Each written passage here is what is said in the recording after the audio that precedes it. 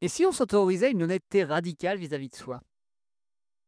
Vraiment s'autoriser de voir toutes les histoires qu'on se raconte, toutes les foutaises, tous les prétextes, toutes les excuses qu'on se donne pour s'interdire de vivre telle ou telle chose, ou de faire telle ou telle chose, ou d'être de telle ou telle manière.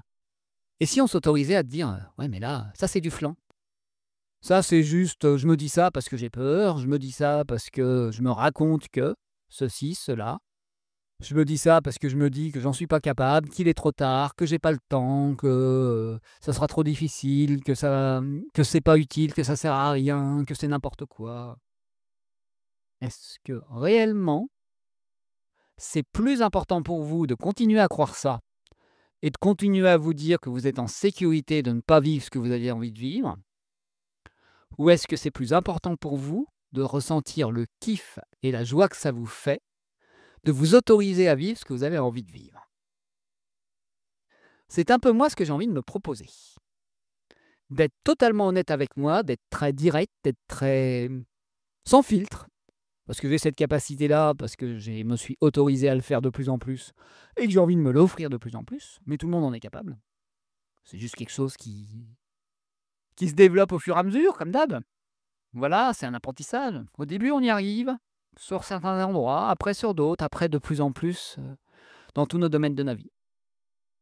Et c'est un peu ce que permet un accompagnant, quelle que soit la méthode. D'une manière ou d'une autre, ça nous permet de mettre en lumière les espaces où on se ment à nous-mêmes, les espaces où on se raconte des histoires, et ça nous permet donc de nous autoriser à vivre autre chose, de nous permettre de prendre la décision de vivre autre chose.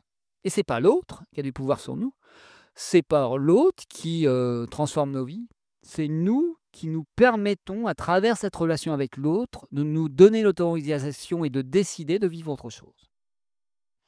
Par exemple, si on prend un médicament, même s'il y a un effet ou pas, et qu'on décide que, on ira mieux, on va aller mieux. Et si on décide qu'on continuera à aller mal, on ira mal. Si on veut guérir, on arrivera à guérir, entre guillemets «guérir».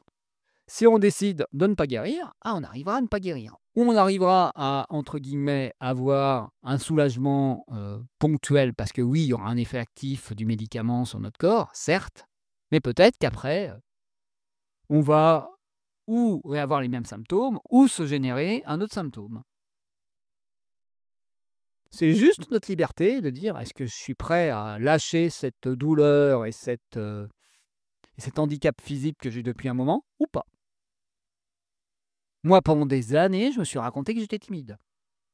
Donc je m'interdisais certains comportements, certaines manières d'être. Pendant des années, je me suis considéré que j'étais réservé et que voilà, il y avait certaines choses qui ne m'intéressaient pas. OK, donc je me suis interdit et je n'ai pas exploré certains domaines.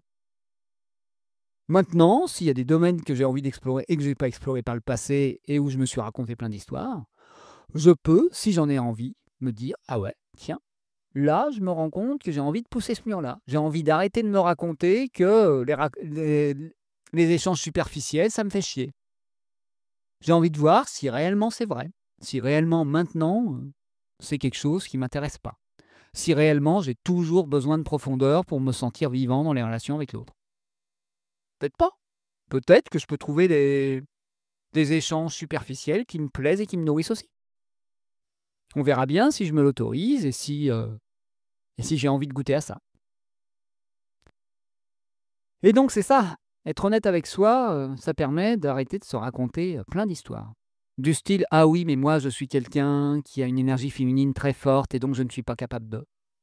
Si tu as envie de te raconter ça, ouais, mais en faisant ça, tu t'interdis d'exprimer toute l'autre facette plutôt masculine, yang, on appelle ça comme on veut. Et donc, ouais, tu te coupes un bras en gros. «Ouais, je n'ai qu'un bras gauche». Ouais, si tu veux. Moi j'aime bien avoir les 2 bras et de pouvoir les utiliser à un moment ou à un autre.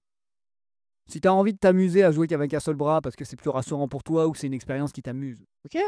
Mais au bout d'un moment, ça peut être bien de changer de bras parce que des fois ça fatigue ou des fois c'est saoulant ou des fois ça empêche de faire certaines choses. L'image vaut ce qu'elle vaut, vous voyez? Donc tout ça pour dire que oui, c'est chouette de pouvoir pousser, les barrières, de pouvoir même ouvrir les portes de nos barrières intérieures qu'on s'est auto-construit et heu et de voir si, Quand on explore un champ plus vaste, ça a plus de goût. Ou si on a envie de prendre une autre direction et que ça nous emmène sur d'autres chemins. Voilà ce que j'avais envie de vous partager aujourd'hui.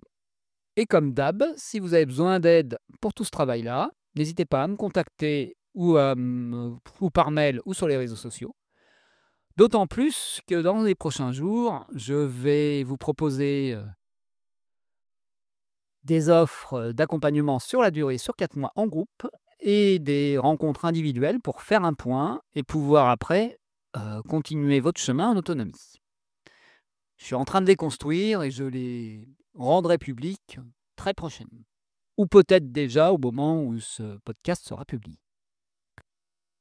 Et bien sur ce, je vous souhaite une magnifique journée, soirée, semaine, et je vous dis à demain 7 h pour un nouveau rendez-vous.